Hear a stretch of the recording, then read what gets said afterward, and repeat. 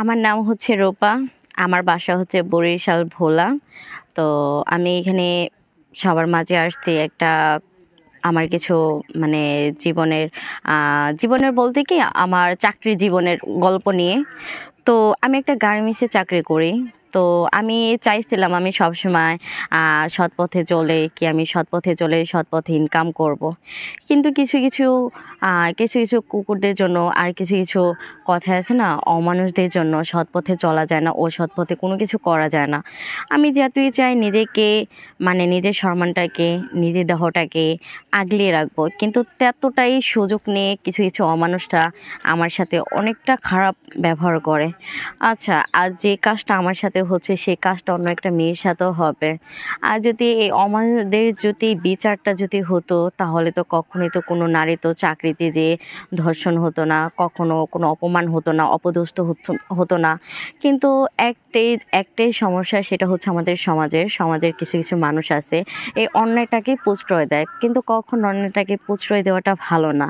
অন্যায়টাকে যদি প্রশ্রয় যদি দেই তাহলে অন্যায়টা আরও অনেক দূরে চলে যাবে। কেন? এটা উচিত অন্যায় যত হবে তত অন্যায়ের প্রতিশোধ হবে। আমরা যদি অন্যায়টাকে যদি সাপোর্ট করে যাই তাহলে কখনোই কিন্তু সেই অন্যায়টা কিন্তু মানে হবে না। আর অন্যায়টাকে যদি আমরা প্রশ্রয় যদি দিই তাহলে অন্যায়টা দিনে দিন বেড়ে যাবে।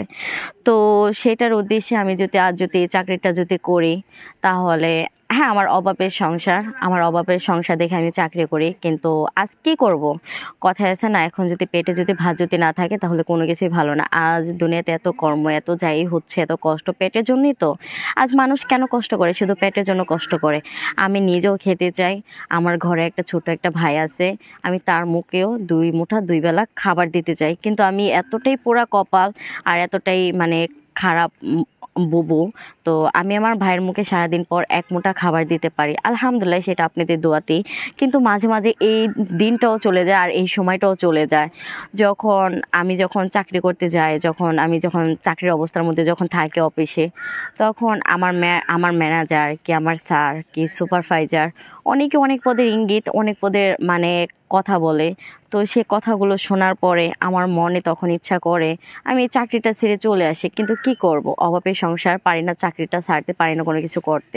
কিন্তু হ্যাঁ, আজ এই দর্শকের সামনে আসা একটাই অনুরোধ, সেটা হচ্ছে আমি ভালো মনের একটা মানুষ চাই। যদি ভালো মনের মানুষ যদি পাই, সৎপথের মানুষ যদি পাই, তাহলে আমি কি করব, তাহলে হচ্ছে আমি এই চাকরিটা ছেড়ে আমি তাকে বিয়ে করে তার সাথে আমি সারাটা জীবন কাটাতে চাই।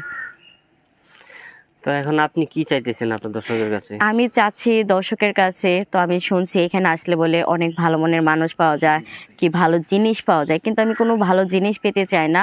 আমি টাকা চাই না, আমি বাড়ি চাই না, আমি গাড়ি চাই না, শুধু ভালো মনের একটা মানুষ চাই। সেটা হচ্ছে আমার একটা স্বামী লাগবে।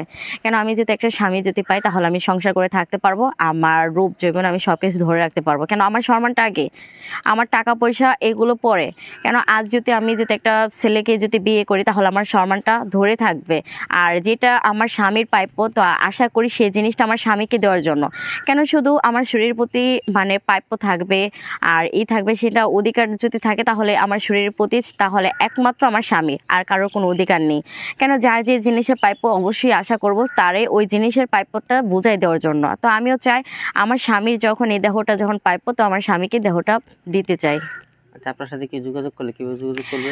আমার সাথে যদি যোগাযোগ যদি করতে চান তাহলে এই পেজটাকে ফলো করেন, পেজটাকে ফলো করে শেয়ার অপশনে ক্লিক করেন। শেয়ার অপশনে ক্লিক করলে বাদে অবশ্যই দেখবেন আমার হোয়াটসঅ্যাপ নাম্বার ইমো নাম্বার আছে, সেখানে ফোন দিলে আমাকেই পাবেন। ঠিক আছে, ধন্যবাদ।